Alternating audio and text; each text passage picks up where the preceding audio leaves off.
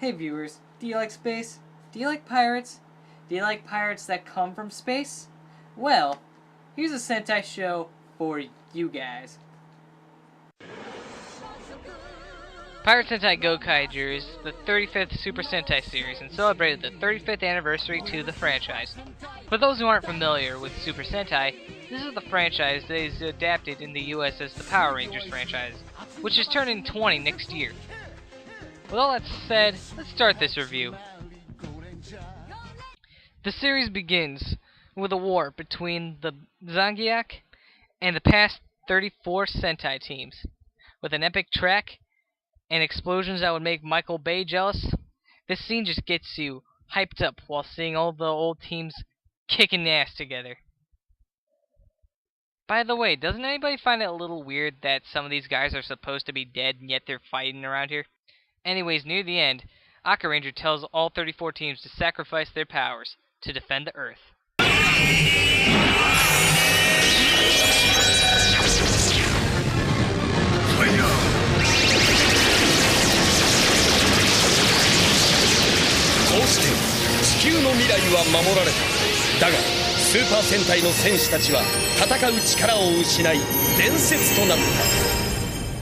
So after that, we get introduced to our Ranger team, the Gokaigers, and their little robot parrot named Navi.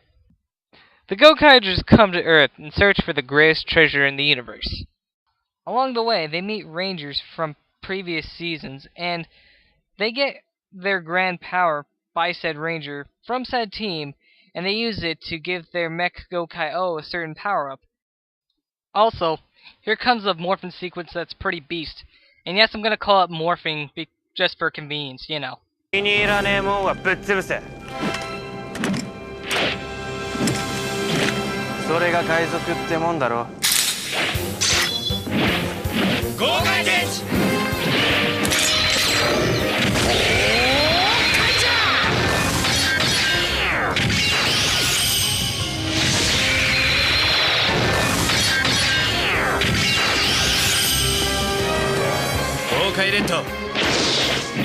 Gokai Blue, Gokai Yellow, Gokai Green, Gokai Pink,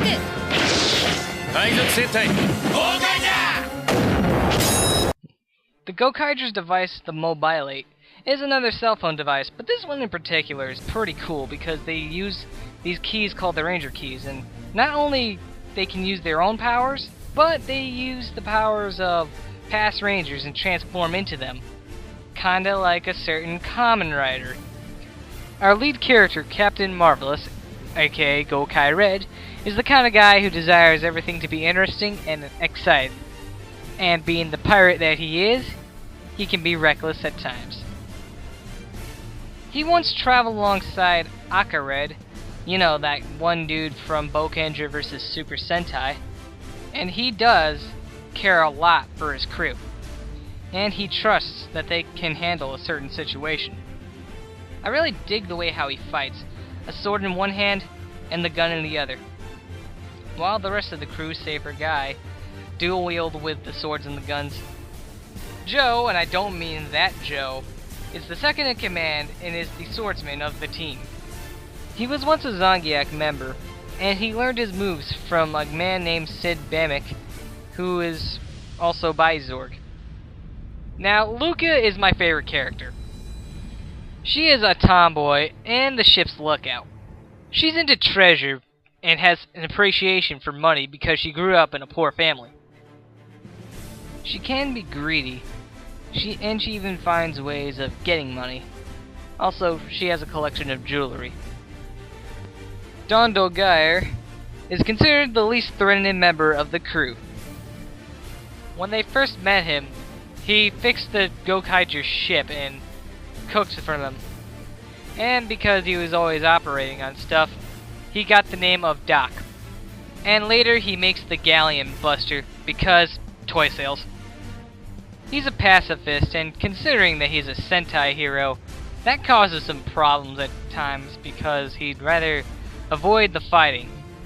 While fighting, he usually does these bizarre stunts like rolling on his back and start shooting, rolling on his stomach, then turns over and starts hitting them with a sword, and etc. At first, I wasn't too fond of him, but as the series went on and we get to learn more about him, I kind of started liking him more as a character. Im was a princess of a planet that got destroyed by the Zangiak. She has more generosity than the others, which doesn't really fit a pirate, but whatever. And she was even underestimated a few times. Whenever someone was in trouble, she always feels the need to go out and help the said person. What could I say about Guy Ikari? Because I fucking love this character. He's basically the kind of guy that we can relate to the most. He is a fanboy, and thankfully he's not like the fanboy from Freakazoid. We always see him geek out whenever we see a veteran ranger come in. So after getting hit by a truck after saving a little girl, and surprisingly enough doesn't have a single scratch on him, yeah, I really don't get that. Anyways, 3 deceased 6th Rangers approach him in a dream, that being Dragon Ranger from Zero Ranger, as we all know here as the Green Ranger from Mighty Morphin Power Rangers, Timefire from Time Ranger, as we know here in the US as the Quantum Ranger from Time Force, and Abba Killer from Abba Ranger, as we know as the White Dino Ranger from Dino Thunder. With Abba Killer being the only one out of suit because they couldn't get the other 2 actors back, so whatever. And then there's the villains. A huge mixed bag here. Wars Gil is the young commander of the Zangiak, and really I could not stand him. Thank God he was not the main villain, because this punk-ass bitch usually relies on others to protect him.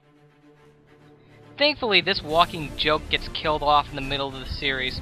And thank you, writers, because he reminds me of whiny bitches I encounter on Halo, Call of Duty, and Team Fortress 2. Jesus! God, I'm so sick of idiots in this game! Learn how to play! You probably got the game when it was free, you moron! Heal me now! No! His father, Octos Gil, is actually a slightly better character because he actually seems threatening. Although you don't really see him do much until the final 2 episodes. Which, by the way, were pretty similar to Countdown to Destruction from Power Rangers in Space. In Sarn, I probably butchered that name, so I apologize. Anyway, she was the mad scientist of the Zangiak, and she didn't really do all that much. She usually just pulls the trigger to revive/grow the defeated monster of the week. In the Car Ranger tribute, there was a comic relief character that liked her. Oh yeah! I think I want to have sexual relations! Damaris was a high-ranked soldier in the Zangiak. He was ordered to accompany Wars and act as his second-in-command. After Wars got his ass handed to him and died, Damaris wanted to get revenge on the Gokaigers. He ended up losing his position by Octos' command and thrown into the brig. Which, by the way, for those of you who are fans of the anime Panty and Stalking with Garter Belt, you'll recognize his voice. Barry Zorg was once a man named Sid Bamick, and he was Joe's friend. His and Joe's backstory was a pretty sympathetic one, because he helped Joe escape, and in the process, he became a cyborg with all of his memories taken away, and pretty much he became loyal to the Zangiak and acts as Wars Gil's bodyguard. When given an order, he replies, "Yes, boss." Bosco is the best villain in this show. He, along with Marvelous, was once a part of Akaret's crew, known as the Red Pirates, and, well, he betrays them by conspiring with the Zangiak, and they attacked their ship, all because he wanted those Ranger keys to himself. This guy got his hands on some of the grand powers and Ranger keys of the 6th Rangers as well as extra heroes, which the Gokaigers did steal back. He has taken Marvelous' team as captives, and he's actually stolen all the Ranger keys at one point, And he has beaten the Gokaigers a few times to the point where I have to ask, why the fuck isn't he the main villain? He's more interested in it than any of the Zangiak members. As mentioned earlier, there are tribute episodes to the previous Sentai shows, and they're very well done, and any actor from a previous show that was available to make either a cameo or a full episode appearance just came in and did it. They were mostly Red Rangers, but for those who couldn't come in, like those who have retired from acting or were busy doing something else at the time, they would just get another member from the team, if possible. These episodes are a great way for the beginners to learn about all the old heroes, and for the longtime fans, it's nice to see what these characters were up to, even though all the Sentai shows are in their different universes and really have nothing to do with each other. With this one being the exception. This show has some solid action, especially when they turn into previous Rangers. The Core 5 use their swords and pistols, and Guy uses a spear. Gokai Silver has a power-up called the Gold Mode. All the 6th Ranger helmets are on this anchor-shaped vest that he wears.